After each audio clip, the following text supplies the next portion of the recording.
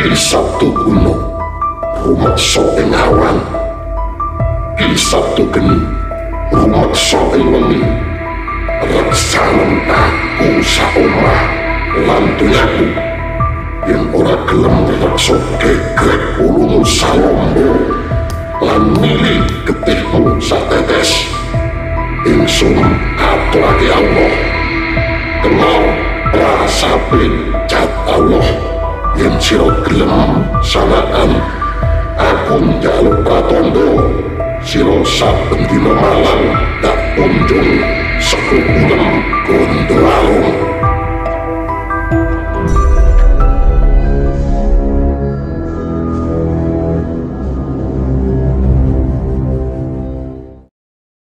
Bismillahirrahmanirrahim. Assalamualaikum warahmatullahi wabarakatuh. Rahayu. Saya doakan untuk sahabat Kitruno Pamungkas dimanapun Anda berada, selalu sehat, lancar rezeki, dan dimudahkan segala urusan.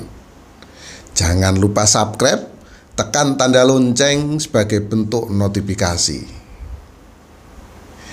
Ini semakin rame, semakin seru. Ternyata memang semuanya terkait. Awalnya orang-orang mempermasalahkan ijazah Bapak Jokowi. Walaupun sudah dinyatakan asli, namun para pencari pencari sensasi kalau saya bilang tetap mengatakan ijazahnya palsu. Nah, jadi semuanya sudah lari dari topik pembicaraan. Topiknya itu mengejar ijazah asli atau palsu, tapi sudah lari kemana-mana.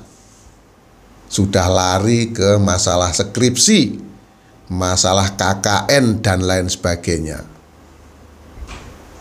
Banyak sekali komentar-komentar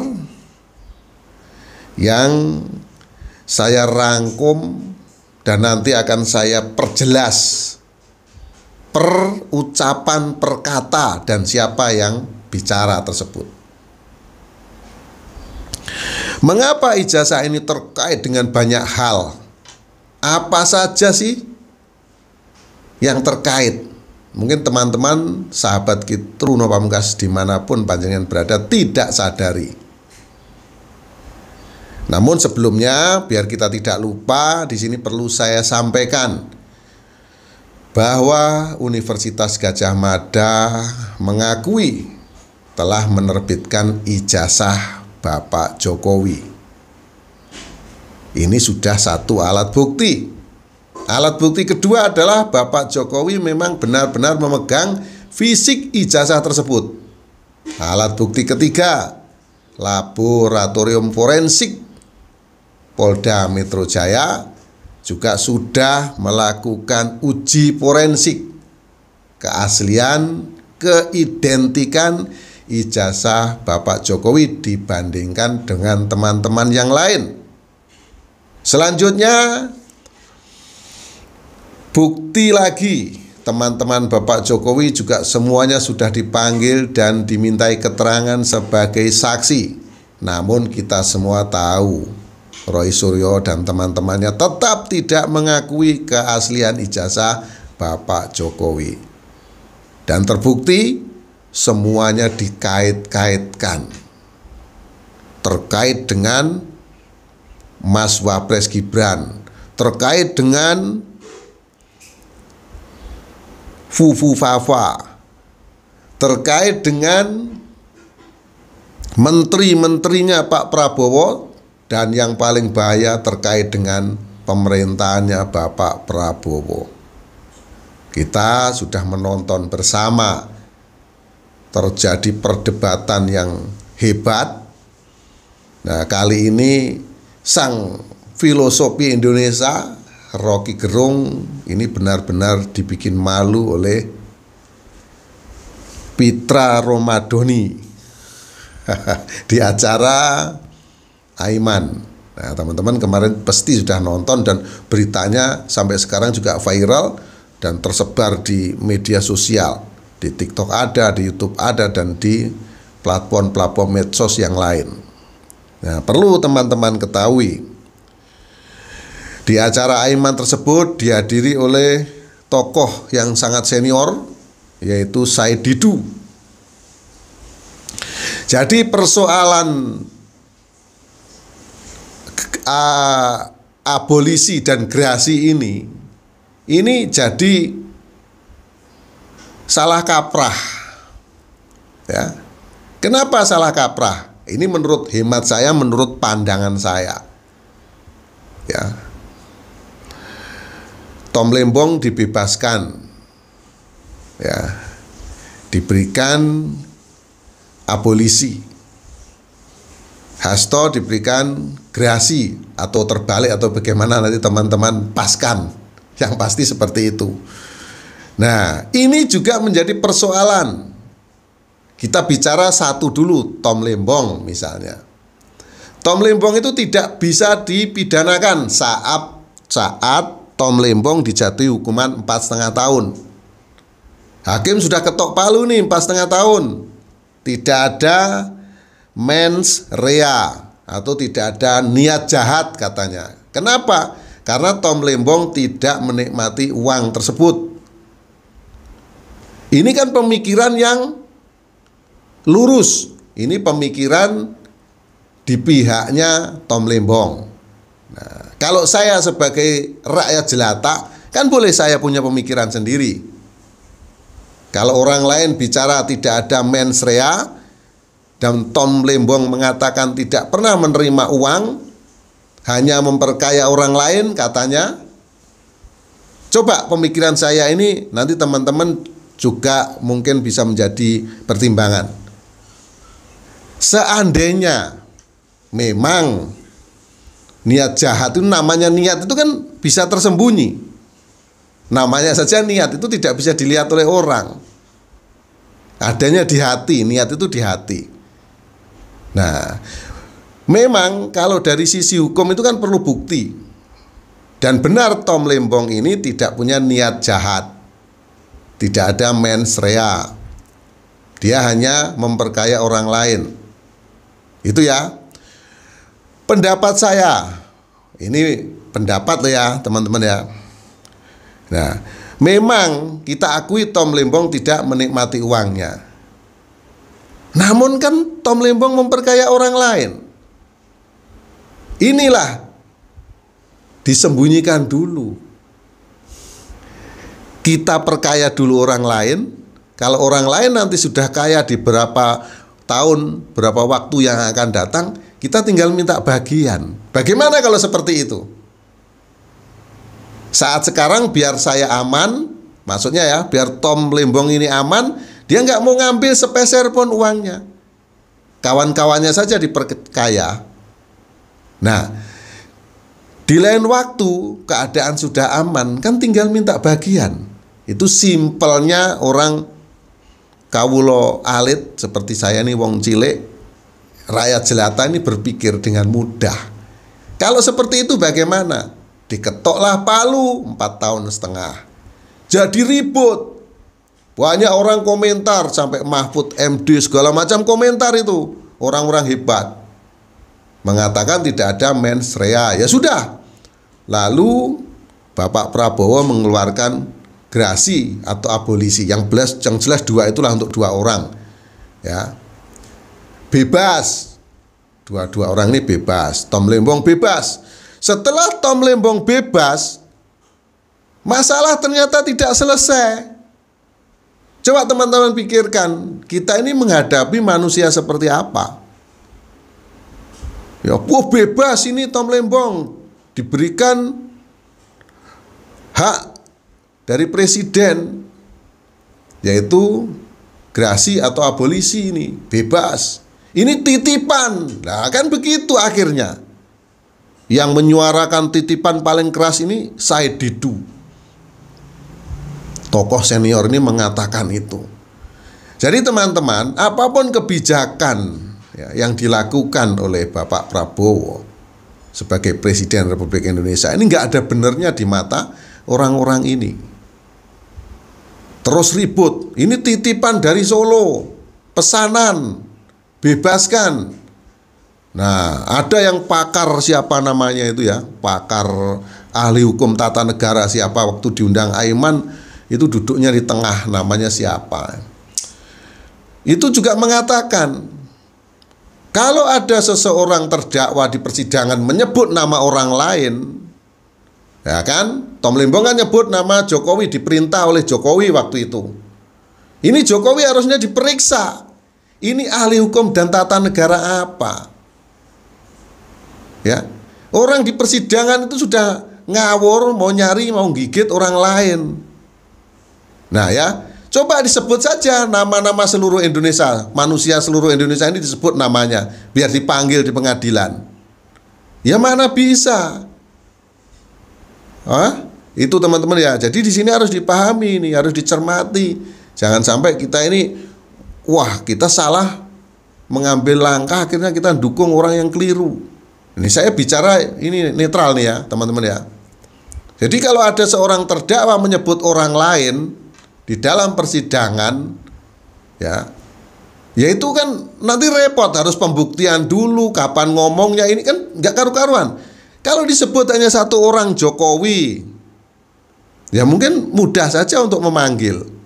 Tapi kalau yang disebut 100 orang atau 200 orang atau 1000 orang, bagaimana cara menanganinya?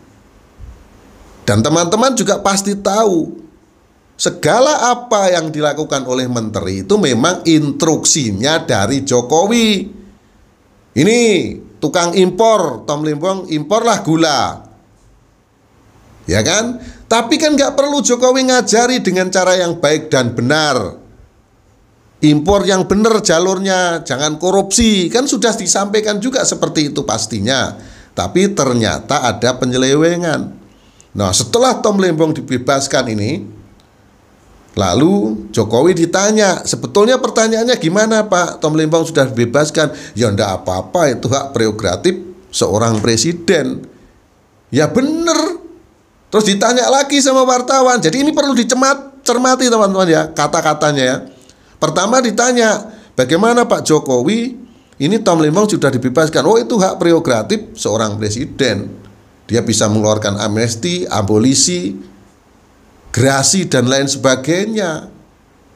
Ya terserah presiden kalau memang itu dipandang baik demi kepentingan bangsa dan negara. Jawaban Pak Jokowi. Lalu ditanya, ini pertanyaan kedua ya. Kalau menurut Bapak bagaimana? Apakah Bapak memerintahkan waktu itu Tom Limbong untuk impor gula? Dijawab sama Jokowi, ya saya memerintahkan. Bukan hanya Tom Limbong, semua menteri itu saya perintahkan apa yang harus dilakukan. Ya kalian sebagai menteri membantu saya. Ini saya tambahin ya. Tentunya kalian punya pemikiran-pemikiran sendiri. Nah, dan kasus yang dilakukan Tom Limbong ini ada penyelewengan. Itu teman-teman ya. Nah ini, jadi ini dipersoalkan oleh Said Didu. Nah itu dipenjara salah, dibebaskan juga salah. Ini coba teman-teman bagaimana ini? Said Didu, Roy Suryo, Rismond, Tifa, ya, Rocky Gerung, Abraham Samad, Refli Harun, semuanya ini bagaimana mikirnya? Nah, itu teman-teman ya. Jadi kita di sini disuguhi oleh cerita. Seandainya lah, mereka ini kan pendukungnya Anies Baswedan ini. Mereka ini jadi di pemerintahan, apa ini yang terjadi? Coba teman-teman, kita mikir di sini ya. Pasti ruwet. Nah, namun ada yang menarik di sini saat terjadi acaranya Aiman Wicaksono. Lah, di sana terjadi perdebatan yang sengit antara Rocky Gerung dan Pitra Romadhoni. Kenapa? Karena Rocky Gerung di sini mulai dulu, kalau saya lihat, saya tonton, saya cermati, menyinggung kasus Fufu Fafa yang tidak ada solusi atau jalan keluarnya sampai sekarang. Lalu dijawab oleh Pitra Romadhoni. Ditanya ini Rocky Gerung ini, ya sudah, sebut saja biar masalahnya ini selesai. Siapa Fufu Fafa? Wah, pertanyaan ini simpel, tinggal sebut saja. Namun Rocky Gerung menjawab dengan jawaban yang muter-muter, filosofi sampai menyebut siapa ini? Haritanu yang membuat tulisan di studionya iNews, sampai menyebut Obama, sampai menyebut Bill Clinton, sampai bicara tuan dan budak. Nah, coba teman-teman pikirkan. Kalau panjenengan kuliah dan diajari Rocky Gerung, kapan pinternya? Ditanya ke utara, jawabnya ke segala arah. Muter-muter ndak karu-karuan. Nah ini teman-teman. Jadi di sini kita sebagai wong cilik, sebagai rakyat jelata ini banyak belajar. Ya, kita ini orang nggak pinter. Makanya kita harus menjadi orang yang pinter bagaimana caranya. Kalau mau sekolah kan kita tidak punya biaya untuk membayar. Makanya kita nonton tontonan ini. Ya, ingat mana tontonan yang bisa menjadi tuntunan dan mana tontonan yang bisa merusak akal dan pikiran kita. Ini harus dipecah ya teman-teman ya. Nah, selanjutnya Rocky Gerung juga menjawab, saya sudah 8 kali ucapkan ya di acara ini. Silahkan tonton sendiri. Wah, di sini Pitra Ramadhani tidak terima. Pertanyaan saya simpel, ya memang simpel. Ini saya nggak bela Pitra, nggak bela Rocky Gerung ya teman-teman ya. Pertanyaan saya simpel, tunjukkan siapa Fufu Fafa. Cuma 2 kata. Siapa orangnya? Terus nanti kita tinggal jawab. Menurut versi Rocky Gerung, ini loh namanya orangnya Fufu Fafa. Jadi pertanyaan yang disampaikan oleh Pitra Ramadhani ini sebenarnya juga pertanyaan yang mudah.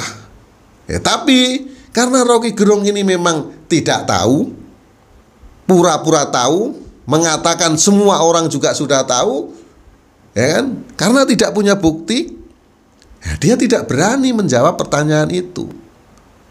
Ini teman-teman ya. Jadi kalau kita bicara tidak ada bukti faktanya, jadinya repot seperti ini. Berkali-kali Rocky Gerung menarik napas dalam-dalam.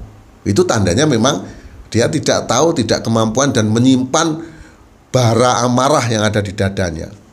Nah, lalu juga diserangnya ini Jokowi.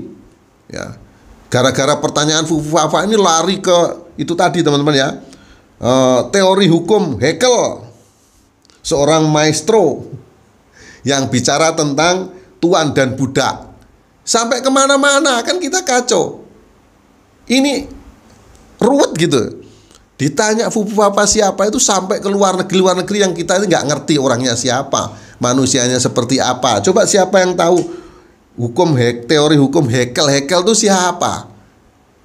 Ya, ini yang dia tahu saja. Jadi kalau saya benernya kalau nonton Rocky Gerung ngomong itu bingung saya. Kayak gini kok menjadi seorang dosen ya. Jadi kalau kuliah diajari Rocky Gerung apa nggak mumet? Ngalor ngidul kemana-mana ngomongnya. Nah itu teman-teman ya. Nah, lalu di sini dia mengatakan juga bahwa Bapak Jokowi ini tidak punya visi. Nah, kalau tidak punya visi bagaimana mau membangun Indonesia yang selama 10 tahun ini juga dijalankan oleh Bapak Jokowi ini berjalan dengan baik. Saya tinggal di Batam, setiap hari Sabtu atau Minggu, pokoknya sering saya ya naik pesawat dari Batam ke Surabaya pulang pergi itu sering banget ya. Saya melihat kemajuan Bandara Batam, kemajuan Bandara Surabaya, Soekarno-Hatta, jalan. Dan sampai kampung-kampung itu jalannya sudah disemenisasi, sudah diaspal. Kemajuannya memang sangat luar biasa kalau kita berpikir jernih dan mengakui. Itu yang dilakukan oleh Jokowi. Walaupun saya 2 kali Pak Jokowi ini nyalon presiden, saya nggak milih ya. Tapi kalau kita melihat kinerja orang walaupun kita tidak memilih dan dia sudah terpilih dan mayoritas penduduk Indonesia memilih Bapak Jokowi sebagai presiden, ya sudah, kita mau apa? Berarti kita kalah dalam kompetisi, tapi kita harus menjadi orang yang gentleman, kan seperti itu. Nah, ini disampaikan oleh Rocky Gerung, tidak punya visi, hasilnya kosong. Dan yang dilakukan oleh Prabowo sekarang, kata Rocky Gerung lagi, visinya bagus, tapi sangat sayang menteri-menterinya ini adalah titipan. Ya. Jadi ya kosong. Akhirnya Prabowo bingung, mau gimana, mau melakukan apa, bingung. Dan perlu juga kita ketahui bersama, kita sebagai rakyat jelata, ya, menteri-menteri yang ada di kabinet Bapak Prabowo saat ini memang dulunya adalah menterinya Bapak Jokowi. Namun kalau memang menteri itu bisa menjalankan amanat undang-undang, menjalankan kinerja dan kinerja itu baik untuk kepentingan rakyat, apa salahnya? Sekarang kita sudah lihat, ya, selama bertahun-tahun Indonesia ini tidak punya lumbung beras yang mumpuni, tidak punya lumbung beras yang banyak. Saat sekarang lumbung berasnya sudah sangat bagus. Ya, memang Bapak Prabowo ini selalu mengatakan waktu kampanye ini tentang ketahanan pangan. Ketahanan pangan yang utama juga beras. Nah itu, terus supremasi hukum, korupsi-korupsi ini juga sudah diberantas oleh Bapak Prabowo. Memang ada pertanyaan, saya juga bertanya di sini sebagai rakyat jelata ini bertanya. Jadi uang yang triliunan yang selama ini dipamerkan di media televisi, media sosial dan lain sebagainya kan dirampas untuk negara, ratusan triliun. Uang itu dikemanakan? Ini pertanyaannya. Kenapa uang itu tidak diumumkan digunakan untuk apa dan apa? Misalnya ya uang itu sudah dimasukkan di Danantara misalnya. Nah ini juga sebenarnya ini kalau pandangan saya sebagai rakyat jelata ini pengen tahu, karena kan kita sudah diberitahu ini orang ini korupsi sekian triliun, ini uangnya ditunjukin, ditumpuk-tumpuk tuh. Lalu uang itu dikemanakan, digunakan untuk apa? Nah ini seharusnya juga ada laporan dari Kejagung, ya, Kejaksaan Agung. Itu ini untuk Pak Prabowo, ya. Jadi biar nanti transparan. Nah, di sini Pitra Romadhoni terus mengejar Rocky Gerung untuk menunjukkan, untuk menjawab siapa sih Fufu Fafa. Sampai akhir acara jawaban Rocky Gerung juga nggak ada. Rocky Gerung cuma menjawab, Anda paham tapi Anda pura-pura nggak paham. Anda tahu tapi pura-pura tidak tahu. Loh, di dalam hukum, ini kan bicara hukum Pitra Romadhoni ini.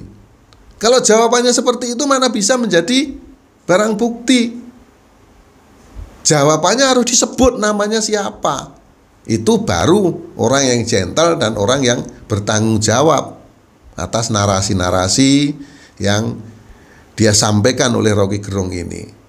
Ya, tapi kita semua tahu kelompoknya Rocky Gerung ini kan pingin orkestrasi terus. Ya. Jadi pandangan saya, pendapat saya, ya, biasanya saya ini membahas zodiak-zodiak jadi ikut-ikutan membahas ijazah Jokowi karena ini yang banyak ditonton orang. Jadi mohon maaf teman-teman semua kalau saya nggak membahas zodiak-zodiak lagi. Ya. Nah, apa yang harus dilakukan dengan adanya ini kebebasan bersuara rakyat ini sudah kebablasan. Ini pemerintah juga harus berpikir. Ya, saya senang-senang saja ini dikasih kebebasan, seluruh orang bisa speak up, bisa bicara. Bahkan saya ini rakyat jelata juga bisa ngomong, dan ngomongan saya ini omongan yang mudah dimengerti oleh semua kalangan. Nah, itu teman-teman. Jadi yang disampaikan oleh Rocky Gerung ini, yaitu jawabannya nggak ada. Nah, kalau panjenengan ya kuliah terus diajari Rocky Gerung gimana? Saya saja bingung, ya. Nah, sama dengan kemampuan saya seorang praktisi spiritual. Kalau dijelaskan dengan kata-kata kadang-kadang sulit, namun saya bisa menjelaskan semua dengan kata-kata, dengan realita yang ada, walaupun itu kejadian-kejadian yang supranatural atau sifatnya spiritual, yang gaib-gaib gitu. Nah, ini sahabat ya, yang bisa saya sampaikan, yang bisa kita petik dari tontonan yang kita tonton ya, antara Pitra Romadhoni dan Rocky Gerung. Ini terjadi perdebatan yang seru, yang rame, dan baru kali ini Rocky Gerung ini sesak napas. Ini dapat lawan yang seimbang. Oke, mohon maaf atas segala kekurangan, kata-kata yang kurang sopan mohon dimaafkan. Akhirul salam wabillahi taufiq wal hidayah. Wassalamualaikum warahmatullahi wabarakatuh. Rahayu.